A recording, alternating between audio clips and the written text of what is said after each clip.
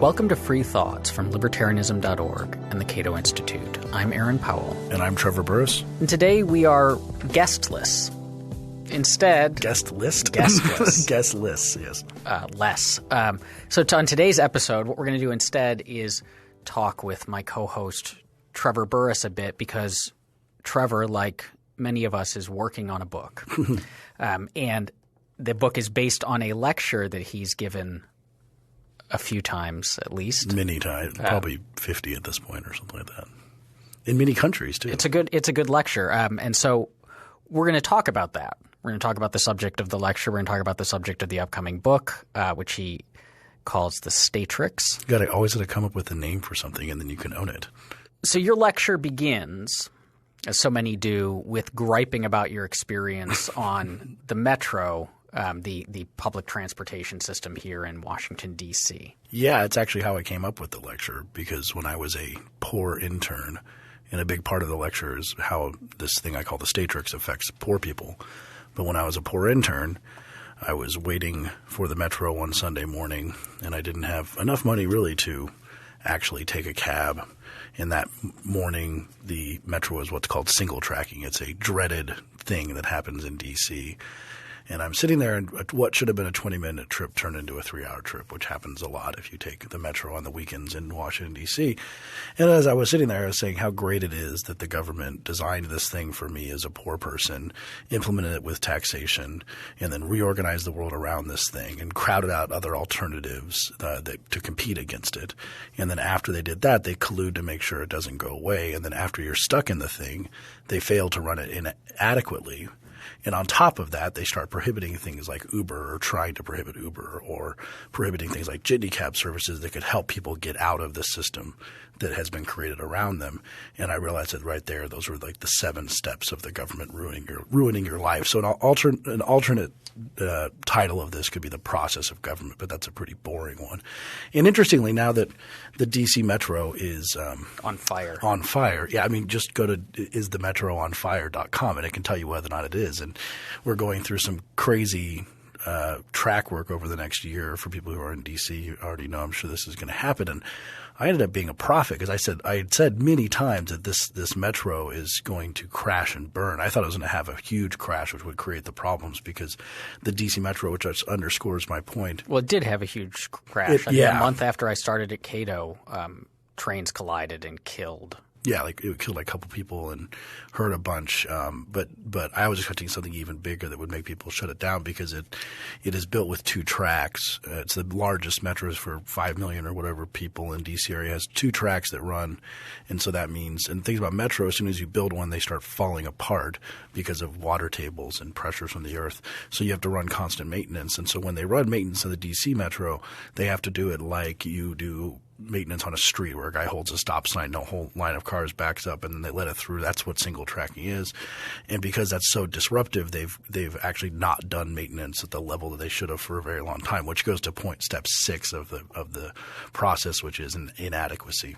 Okay, well, let me just, before we go through the steps of how the government ruins your life, the metro seems like an interesting example to use, because your argument broadly is that government takes over something or offers a solution and then excludes other solutions, and then the government solution gets worse and worse for a whole bunch of reasons, and it continues to prop itself up and force us to use it, and bad things happen. But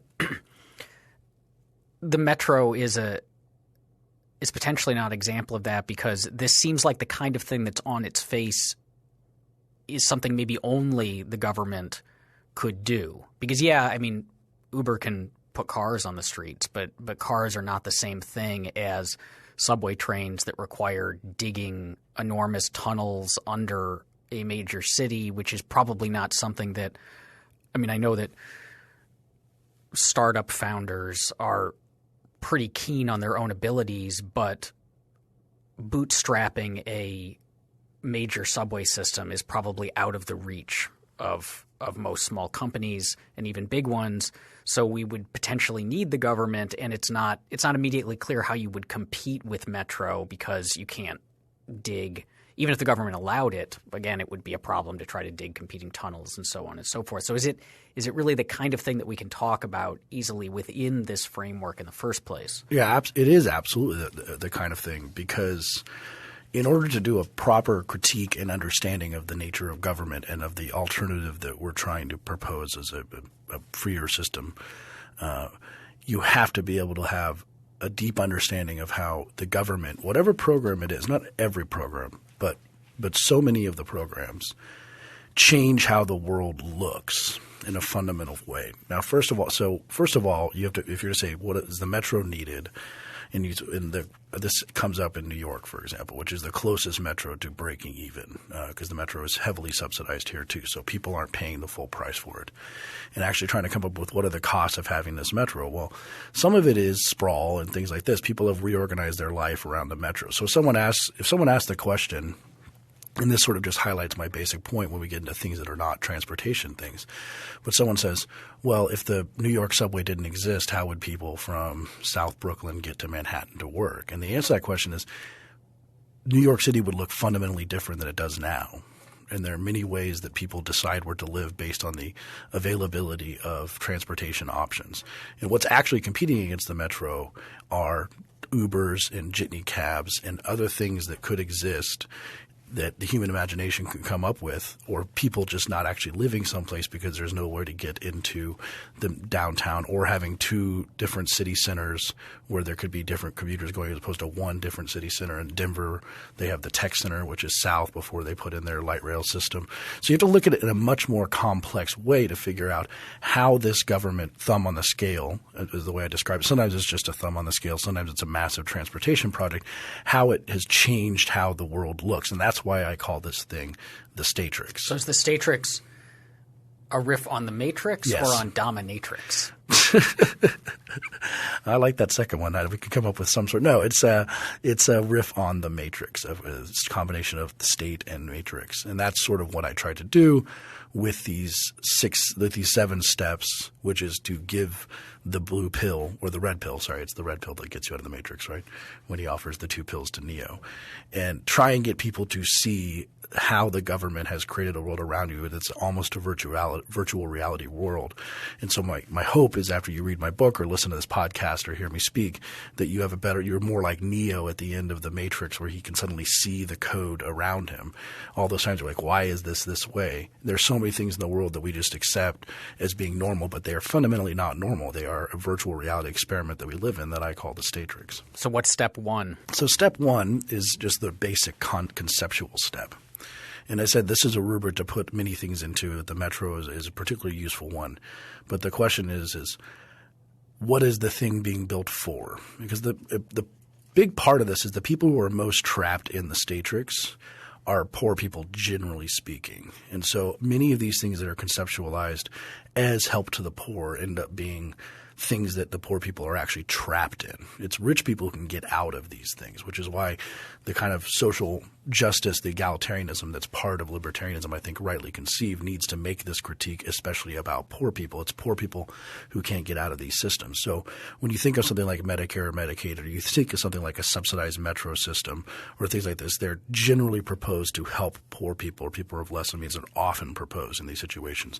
And even things like Obamacare and public school systems, they're proposed to help people of lower means. Now, as an aside to say, like I said, when I came up with this idea, I was a poor intern at the Cato Institute, and what trapped me in the metro and had to deal with a 3-hour wait as opposed to walking outside. And at that point, Uber was just coming online. But what trapped me there was my poverty. And as an aside, we haven't mentioned this yet, but one of the things that came to me when I was coming up with this idea is that there is a great song by the Kingston Trio that some of you might know called MTA, which is a covering of an old campaign song from a Boston mayoral campaign, where one of the proposals of one of the candidates was to raise the price of getting off the metro 5 cents. And so one of the candidates who opposed this guy had this song written that postulated a guy who couldn't afford the 5 cents to get off of the Boston Metro, and so he's stuck on it for the rest of his life. I suggest looking it up. But that guy who can't afford to pay 5 cents to get off the Metro is in the song is Charlie is stuck on the MTA, and poor people are stuck on these things that are conceptualized usually for them in some way. Is stuck the right way to talk about it, though? Because the impetus behind these things, behind, say, Medicare or public transportation, if we're framing it around helping the poor, is that the poor are not being provided with a service right now, or the services that are out there are too expensive for them to afford. So healthcare is too expensive, or transportation is too expensive. So what we're going to do is provide them with a cheaper alternative. And so now that cheaper alternative may not be great. Medicare is not great. The Metro is not great. But to say that they're then stuck in it doesn't seem quite right, because it's not like they had all these alternatives and then we shoved them into this one, but rather they couldn't get the better alternatives. They still can't get the better alternatives, but at least they now have a non-zero one they have access to. Well, it depends on where you're starting, where you're thinking about your starting point. First of all, when you talk about things like access to medical care and things like this, when it came to pre-Medicare, pre-Medicaid, there was systems for that to happen, and there are ways that you could have proposed regulatory changes that would have made it better and easier for a flourishing market to exist, for poor people to have access to these things. Now, again, in terms of the Metro, sometimes the point of it is to create a new system around, like to actually redesign the city when they do city planning and all these things, and give them access. Now, they maybe weren't getting into the middle of the city before. They were working on the outside of the city, and that's one choice that they made, and now they're giving them an option to get into the city. But again, the point is, this doesn't always mean that the critique of these things means that they're bad. This is a deep way of understanding how the world is reorganized in such a way, because the trapped element of it comes in on the later steps, because it becomes the only option. And when it becomes the only option for these poor people, then I would say that they're trapped, especially when that thing starts to run down because of the nature of government programs to become worse and more expensive over time. And then I think the right term is trapped. But the most important part of this is that it's eliminating these Statrix things, whether it's Obamacare, Medicare, Medicaid, Metro, public schools, or anything else we can name. What they do is they eliminate other possibilities. And the most horrible part about the Statrix, and the reason I use this sort of matrix word, is that when it looks like Medicare is the only thing around, and it is the only thing around because it's crowded out of other possibilities, we think that the world before Medicare was just the world as it is now, but without Medicare. But that's not the case. And the worst thing that we lose when the Statrix is in full operation is imagination. We lose the ability to imagine how things could alternately be, or have entrepreneurs out there trying to make ways to get access for poor people to have medical care, because you can't compete against the government. But that gets into the further steps. Okay, so after we've come up with a concept of how to improve the lives of a given set of Americans, and then we move on to implementing it. Yes, and the most important thing about implementation is that it's done through taxation. Now, aside from whether or not taxation is theft or whatever, it's a coercive, non-voluntary payment.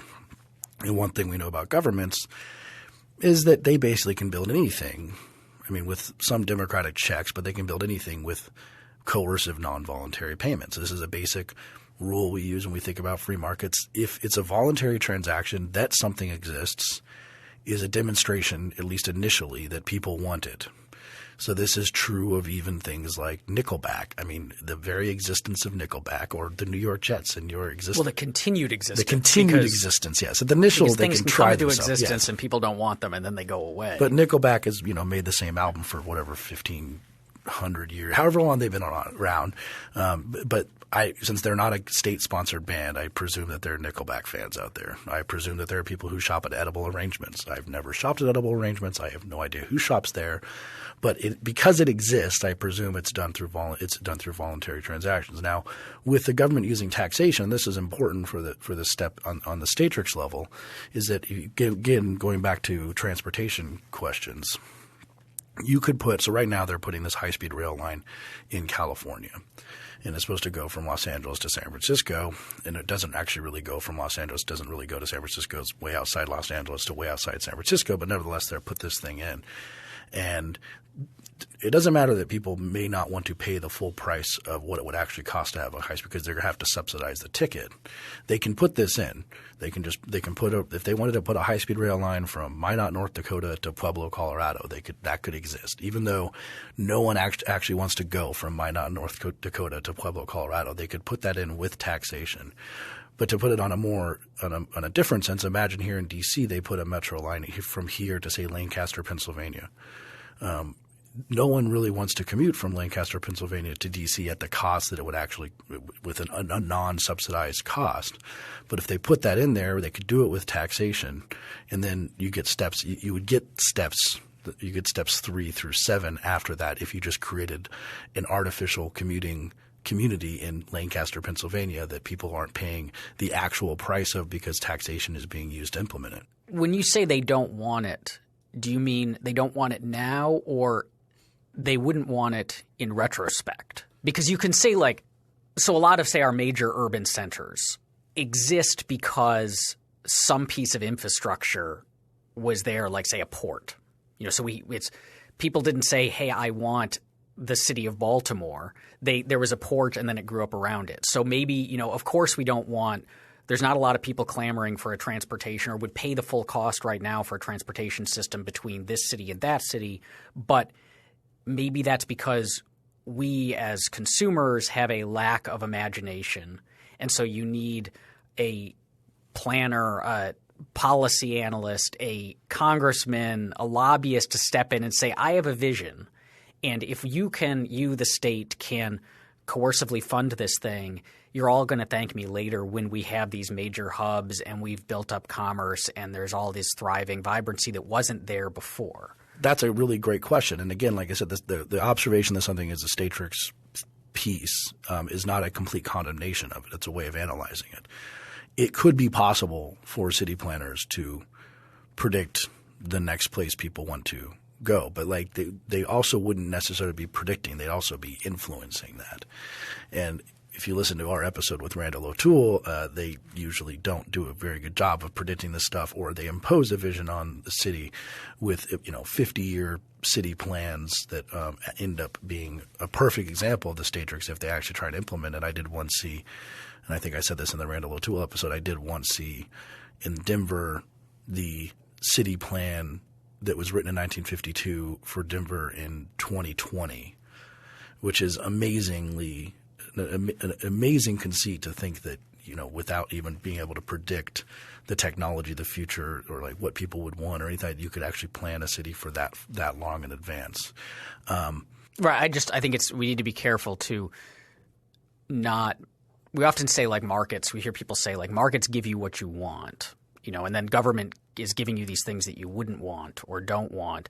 But of course – one of the critiques of markets that you hear from our friends on the left is that it makes us want things that we don't really want. Like consumerism is about this kind of false consumer consciousness, when in fact that's a benefit of markets is, I had no idea I wanted this thing, and someone came along and created it and told me I wanted it, and it turned out, now that I know about it, I actually did. But if you had polled me, if we ran markets by having consumers check off or fill in the blanks on which products would you like to see over the course of the next year, our markets would look very different and much more impoverished than they do right now. That's a great and point. So we want to be sure that we're not saying the government can't do a similar thing. Right. Yeah, that's a really great point. And that would get to a point that we'll talk about on my 8th step, or it's not totally a step of the Statrix, but the circumvention point, which is what entrepreneurs are supposed to be doing, the value of entrepreneurs in a market situation where they have the ability to fail. It's the ability to fail that keeps markets from generally creating the Statrix kind of situation, aside from monopolies. We won't get into that. But that ability to fail, it's the inability to fail that makes the government very different in this way, or at least easily fail. So yes, any libertarian who says, governments can't provide things that are either good or people want is overselling the point. They absolutely can. The question is whether they usually do, whether they can do in comparison.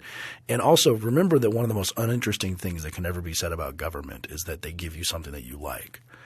This is a very important – I mean, I was talking with a guy the other day about bike share, which has become a big thing here in D.C.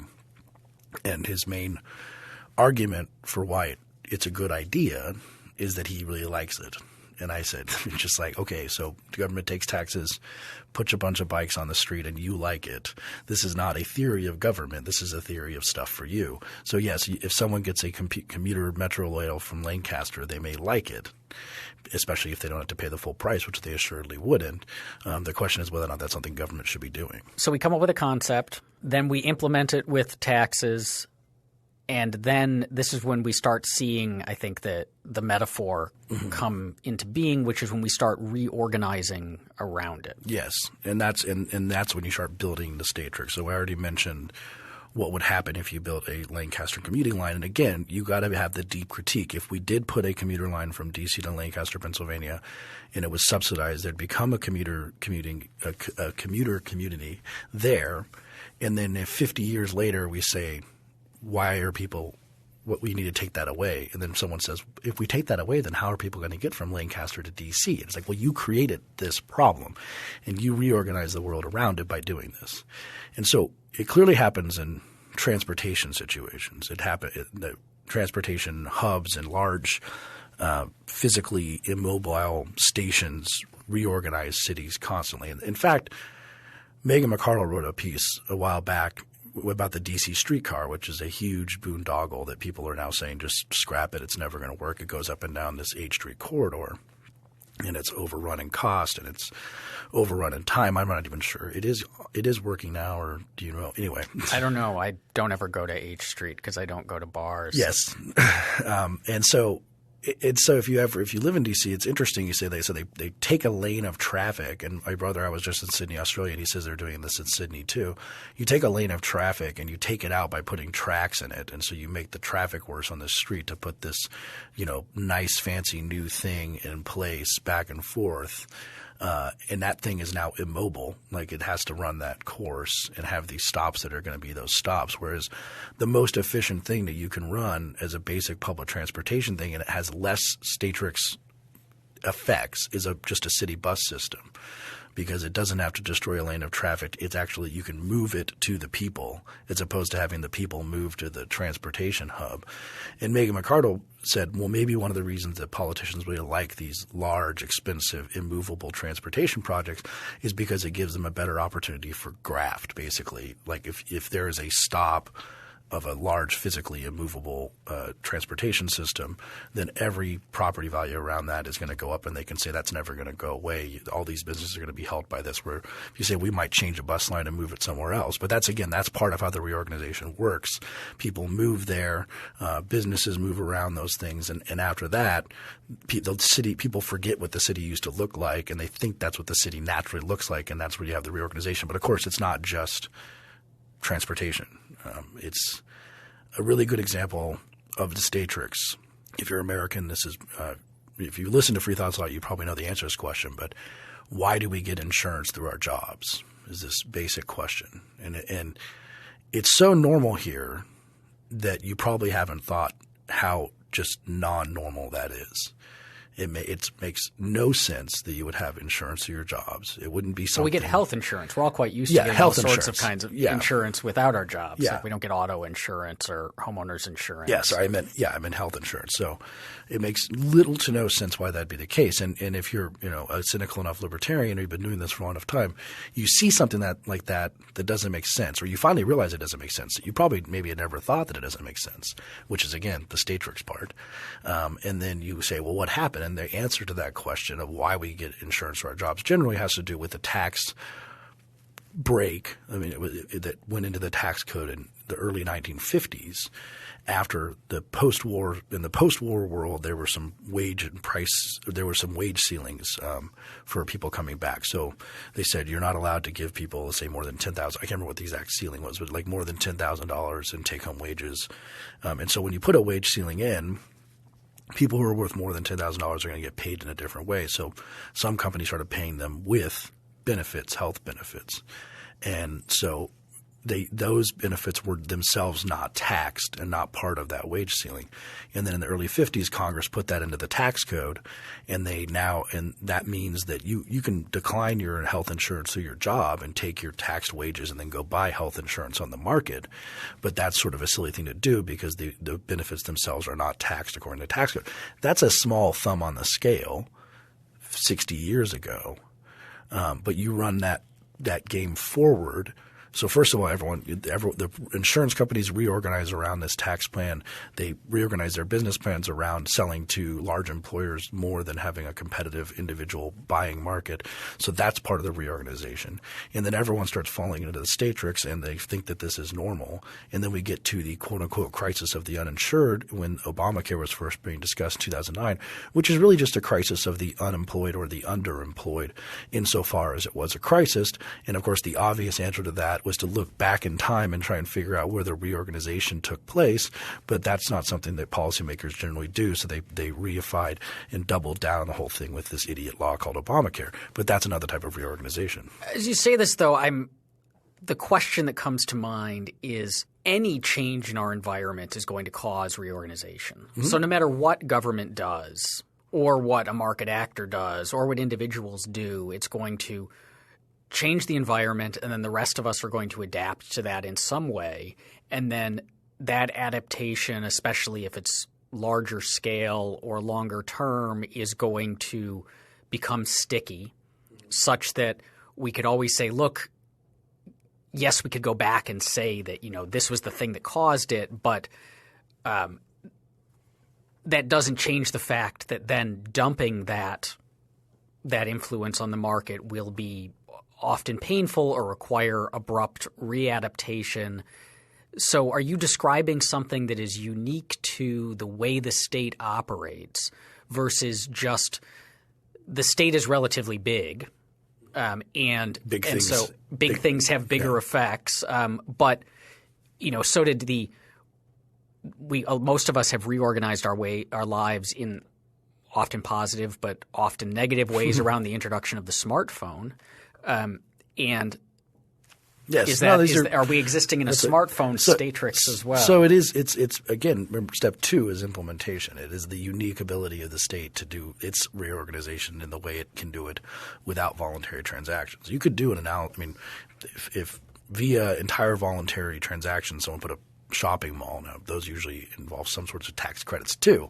But just put a shopping mall, then yes, that also reorganizes stuff. But the preference here is for voluntary interaction and interaction the preference of voluntary interaction that meets the needs of people as they're perceived at the time, and then things that can go away easily if they fail. That's one of the biggest things that commends the market over government is its ability to fail effectively and then to deal with those problems quickly as opposed to having them persist. So, and the funny thing is that yes, the government is big, so it has big reorganization effects. But the story I told about insurance, health insurance for your jobs, that was a very small effect based in step 2, the implementation through the tax code, just a little adjustment of their ability to how much they're going to take from your wages or not can reorganize the world in a drastic way.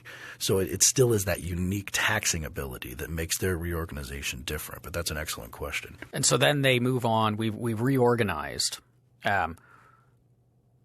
But that reorganization doesn't just change the way that we interact with this particular thing, but it changes the way we interact or can't interact with other things via crowding out. Yeah, step 4 is crowding out. So the story so far, they come up with something to help generally poor people. They implement it with taxation. The world starts to reorganize around it slowly, and then after it's been more and more reorganized, step 4 is a crowding out of other possibilities. Now, the best example of this is public schools. But most things in the government, especially if they are for helping poor people, they're subsidized in some way. Many things. There's many things the government does, the kind of things we're talking about here. Public schools are a really good example. And this goes back to the point I made at the beginning. The most important thing about that, should take away from what I'm saying here is the imagination point. Because here we start to get the Statrix, because first the world looks differently and people forget why the world looks differently. But then other things go away and people think that there are no other options. And the thing that libertarians are really I think the hardest thing that we have to fight against is a lack of imagination. And if you've ever had a conversation where you try to convince maybe a friend of yours that private schools can work and their first answer was, oh yeah, because everyone can just go to those rich private school Catholic schools like Groton in Massachusetts where FDR went. And your reaction has to be, are you that lacking in imagination that you don't understand that if public schools either went away or we voucherized it all or did many other things, tax credits, whatever, the world would look fundamentally different. There are no schools that are competing like for low-income kids. There's no one creating those schools here, which is why books like James Tooley's A Beautiful Tree, which was published by the Cato Institute, is really valuable, where he talks about how the poorest people in the world are educating their kids privately, because you need examples. And when those examples go away, the Statrix infects the brain, and you think that, oh, well, the world would look the same in the absence of the public school system. Is this lack of imagination because non-libertarian groups have quite a bit less of the demographic density of sci-fi nerds that libertarianism does? It's funny because I gave a little talk on sci-fi in Australia at this conference I was speaking at, and that's one point I brought up. I think one thing that one reason for the libertarian sci-fi is one of them is you think about other ways of doing things, and you're better at not getting caught up that this is the only way of doing things. So yes, the crowding out is important, and of course, crowding out happens in healthcare. It happens in transportation.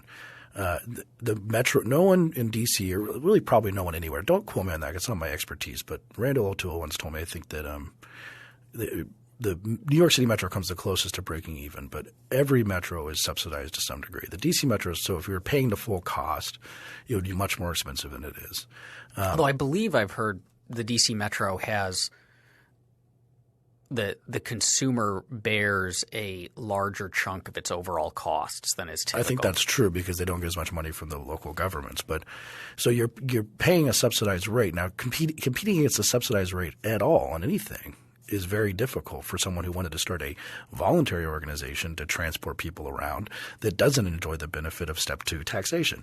And so if you wanted to create a jitney cab company, which is sort of a little neighborhood taxi somewhere between a bus and a van, that we can talk about those in a few steps too, you have to charge full price to cover your costs and then some profit, and competing against the government that doesn't do that means that those things don't exist. And this is the very slow and subtle way that people start to think that the Statrix is real and the only possibility, because they say, well, where are the private schools? And that's the thing that we have to constantly show them. And the other thing about the crowding out and imagination point, which I'll come back to a few more times, it's a very important point, is when they always can point to something like the existing public school system. What we want is that thing to go away so that these Statrix effects can be eliminated, and then for 1,000 flowers to bloom of different types of schools out there. So what does your private school system look like? You say, well, I don't know. I'm not an educator. I believe in people, and I believe that people want to educate their kids, and I believe that they will figure out many different ways that I can't even conceive of how to do that. And I'm sure it's probably better than a Prussian model of education system designed in 1890 that hasn't changed at all.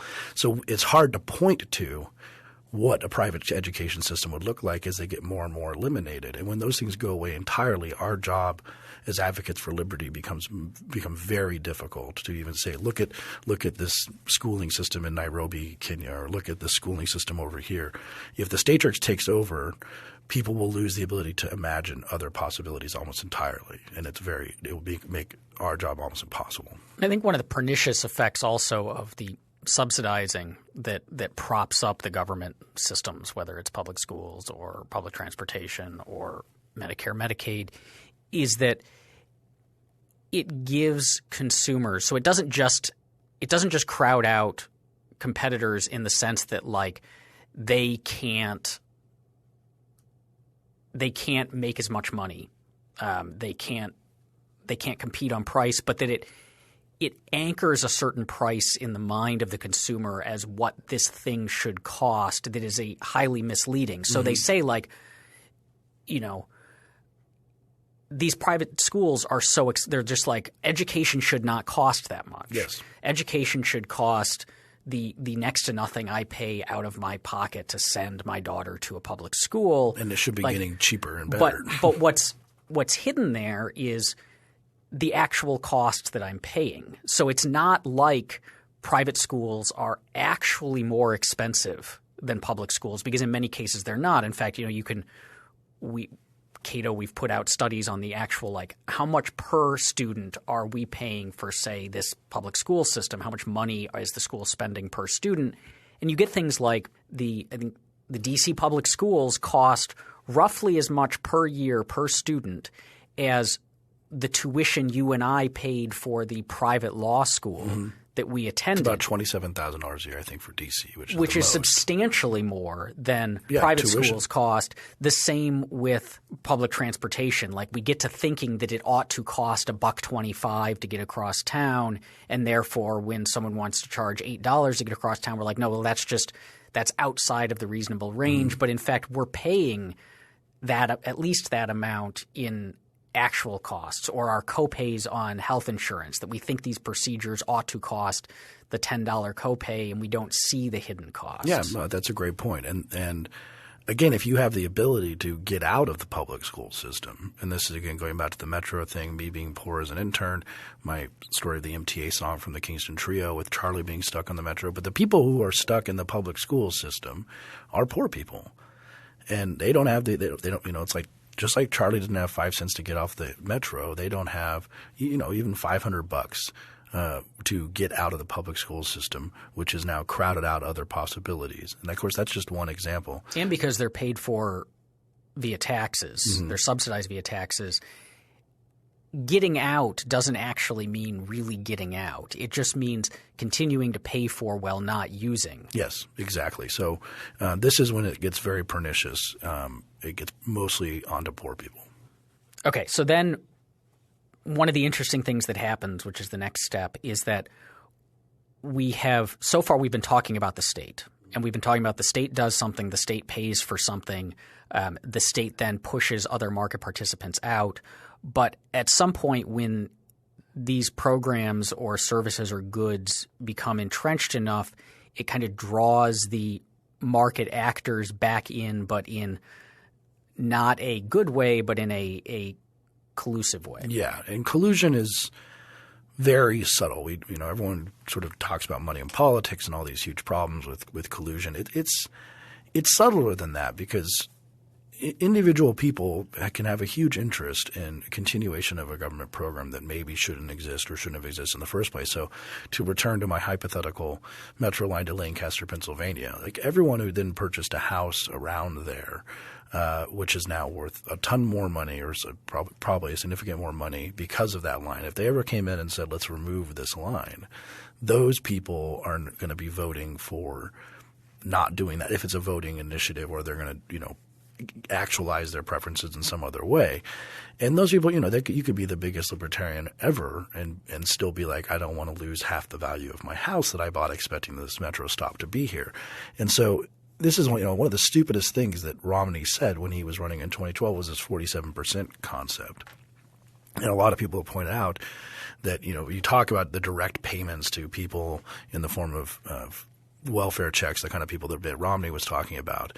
And this is just so wrong-headed in terms of the kind of people who are actually sucking on the government teat. And so I use this example. One example I use is agricultural policy. If you know anything about U.S. agricultural policy, it was designed by I always say it was designed after a White House Christmas party on the back of a cocktail napkin in about 1935, because it's that crazy. I mean, it's absolutely insane. It's a cartel system that's socialized and collectivized in a huge degree, and this means that you have things like the Raisin Administrative Committee, which is something that I wrote a couple briefs for in a Supreme Court case, and the Supreme Court recently struck down part of the Raisin Administrative Committee's powers. But let's go back. There is a Raisin Administrative Committee. I mean, this is not a Ayn Randian dystopic novel. This is a thing that exists. There's also a Spearmint Oil Administrative Committee. There's all these other things. But the Raisin Administrative Committee itself was brought into being in 1949. And they have the power to control the price of raisins by taking raisins from farmers. Now, at the Supreme Court, the farmer who was challenging it had many briefs on his side, and there was only one brief on the side of the Raisin Administrative Committee. Would you like to guess who wrote that brief? Raisin industry. Yeah, Sun-Made Raisins, which controls 23 seats, I think, on the 47-person Raisin Administrative Committee. Now, Sun-Made doesn't need the government to protect itself. This is a really good example of how much businesses fear competition, or just anything that you put in place. They're going to be like, well, we need to continue this thing to exist. The Raisin Administrative Committee is something that has to continue to exist because it has existed and it must continue to exist. So this is another type of collusion. If you think about it, you could do almost anything. You could, if you passed a law that said every blue thing had to be launched 25 feet in the air before it's sold, it'd probably be like a New Deal make work law, and then they're launching blue things in the air. They're launching blue cars up in the air and all this stuff, and then selling them, and then 40 years later someone says, why are we launching blue cars in the air? And they're going to go, my daddy launched blue cars in the air. This industry has been launching blue things in the air for plus there's it's a good lot of enough for Americans my daddy employed in the launch and if mechanisms. it was unionized, forget about it. Like it was like, that's why the Statrix comes in, and the collusion is very subtle. And again, you take industries like alcohol is a really good example too. So we have a 3-tiered monopoly system in alcohol distribution in the United States because of the hangover from Prohibition. And again, this is the reason why. So most of your big beer and alcohol people kind of support this because it's what they've always known. And so there's wholesalers and retailers, producers and wholesalers and retailers. And so this is why you have a patchwork. Like I can't get Odell's just mailed to my house. And there's a collusion going on there between the liquor industry and this existing stupid system, which is not as stupid as the blue launching system, but it's not much stupider than that. I mean, it's not much better than that. And it's definitely not much better than the Raisin Administrative Committee. So you have this system with alcohol, and alcohol is a really good example because that's a Statrix thing on a local level, on a national level. But again, you have to look at this thing, like I had said about when you see something weird, like why is insurance through my job? Or you see something like why can I not purchase beer from the brewery in Colorado that I really like and have it mailed to my house in Virginia? Like why is that not a thing? And we've become very accustomed to, well, of course you can't do that. No, I mean, that's the thing. That's the complaint. Of course. Like it should be a thing that you can do. And the reason it isn't a thing is because of this 3-tier monopoly. And we can get to it in step 8. But like you think about it, there are people trying to drop burritos from the sky via drones that you call to your place via the phone.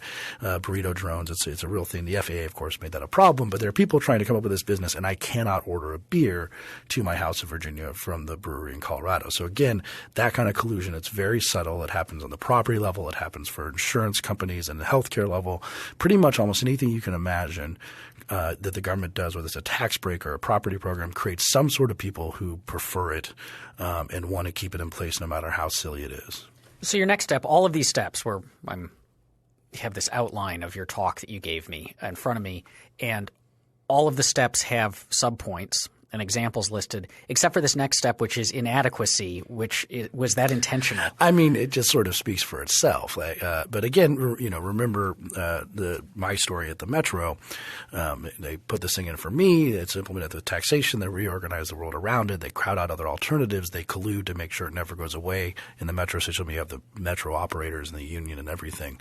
And then after you're stuck in it, because there aren't any competitive pressures, and because it's the government, and because steps 1 through 5, that's one of the reasons there also aren't any competitive pressures, they fail to run it adequately. And then the joke is really on you, like especially Mr. Poor Person.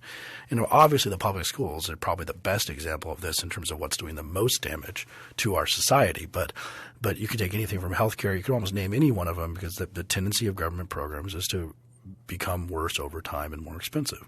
And it's very, very, very not funny. I mean, you could watch like Veep or something like this, some comedic show where we make fun of government inadequacy, but it's incredibly not funny, especially to the poorest people who are trying to use something that they put into place that is just simply not doing the job. So we've come up with a plan to fix things. We've implemented with taxes. We've reorganized our lives in large part, or at least in small part, around it. We've crowded out alternatives. Outside people have begun to collude with this thing, then it either didn't work very well to begin with, or at least after a while it certainly isn't working very well. And so then our final step as administrators of the Statrix is to keep it all going by prohibiting anyone from escaping or offering methods to escape. Yes, exactly. And I mean, it can be as simple as people who are fighting against voucher programs or private school programs, different things that are trying to emerge up, tax credit programs. There are people out there fighting against that because they want to keep these people in these schools. I mean, they have their own theory that keeping people in these schools was the only way to make the schools better and things like that. But like they are trying to prohibit getting out of this system. You have people that fight against Uber. And again, this is the most important thing. Uber, which we'll get to in the next step, or the final sort of hope that I have. It's not really part of the Statrix, but Uber is a really good example of the Statrix sort of things that can help destroy it, because before Uber, most people did not know there was a taxi cab cartel, or they kind of knew, if they kind of knew that, but they probably didn't. And Uber is a really good example of this thing that is so simple. It so should have existed. The taxi should have been the one to do it, to have been the first movers on it, but of course they weren't because they had no incentive. This is actually – it's an interesting one as a highlight of your lack of imagination that ends up playing into this, because I noticed in some of the things that I've been reading recently, so I've been listening to a couple of – I bounce between – reading chiefly crime fiction and reading sci-fi, and I am on a sci-fi kick, and so I recently I've been listening to a couple of sci-fi novels, and I've also been rereading Warren Ellis's great comic series Transmetropolitan, and I noticed something that shows up a fair amount, which is these sci-fi authors make incredibly out there predictions about what the future will look like, and we have all sorts of strange technologies and all sorts of disruptive technologies in the Silicon Valley speak. But one of the things that seems to remain constant, is the war on drugs. There's always like the plots of these always end up having, there's some newfangled drug with a really like cringeworthy name that we have to stop, the RoboCop movies or whatever, exactly, that we seem to not be able to imagine that the war on drugs will probably not be around in a few hundred years. Hoping. But the other one is hailing a yellow taxi cab. Yes. Like no matter how advanced society is, there still are the scenes where they run after a cab or talk about a cab or have to look for the suspect got into a cab and we have to – Precisely. And it's even these sci-fi authors, you can imagine ships battling in interstellar combat never seem to be like Uber. Wow, this is a crazy idea. And I remember the first time I got into an Uber. Well, what they did is they came in and they gave – a bunch of free rides to people in D.C. as part of the disruptiveness. So we can talk about that a little bit more in a sec. But at first I said, okay, so a guy's going to pick me up in a car, like his car. I was like, so like what's the catch? I mean, is he going to like sell me Amway on the way, or like tell me about all these possibilities for timeshares in Mexico or something? I mean, it was. And then I get in this car, he's like pulls right up and he drops me off, and I get out. I'm like, that was unbelievable. And that is the Statrix. I mean, that right there was me getting a little bit of a red pill and being like, these are the possibilities you could have. But nevertheless, as you're talking about with Step 7 here, people are trying to prohibit these things, most recently in Austin, which is reverted to 1990s situation or early 2000s situation without any good form of transportation when they prohibit Uber. And it becomes a real problem. Now you can do it. Many countries prohibit private. Some countries prohibit privately paying for medical costs. Not many do that. Canada had a Supreme Court ruling that made that. Quebec had a ruling that made it unconstitutional to prohibit getting health care outside the system. But there are people out there who are so devoted to the Statrix system they believe in, that they think that as I said, like the public schools, that they need to get everyone inside of it in order to approve it, as opposed to trying to think outside the box and be like, look, Uber is an amazing thing. Airbnb is an amazing thing. Prohibiting these things is silly. Jitney cabs have been prohibited in New York. The little bus things I was talking about.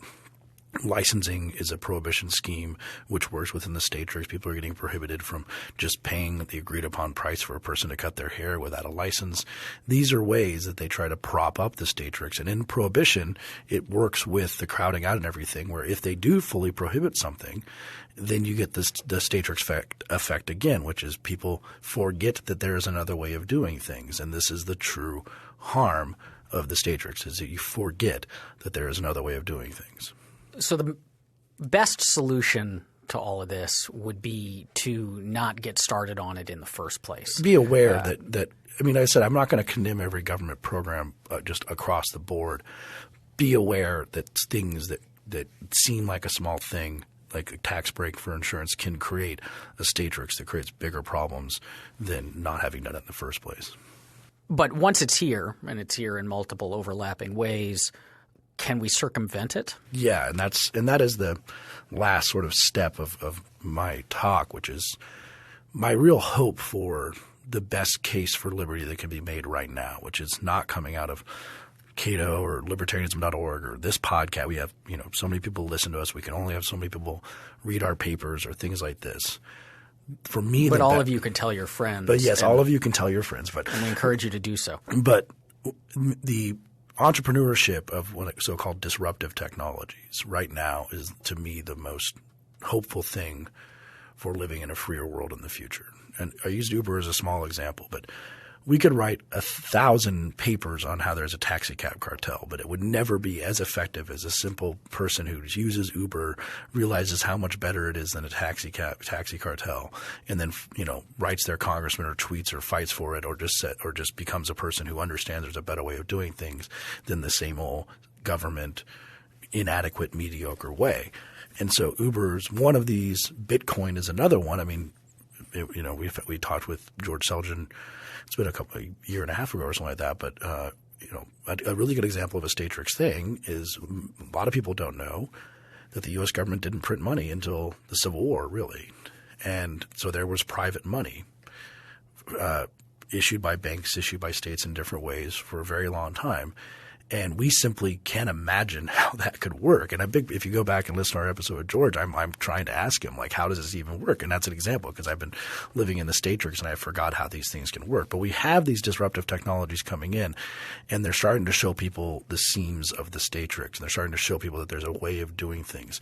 And they're incredibly important. These are very important to the case for liberty, because they're doing things through entrepreneurship to solve problems that used to be claimed to be only solved by the state. So why did we license taxi cabs in the first place? Aside from pure graft and pure public choice, we thought that people needed to be assured that they have a safe ride. Well, that's one way of trying to ensure people have a safe ride. Another way of doing it is with a more market-oriented solution, where you have a rating system, a reputation system. You have very quick information that moves back and forth, so you can get people off of if they have a problem. That's another way of doing it, and that's proving to be better and more effective in an entrepreneurial solution.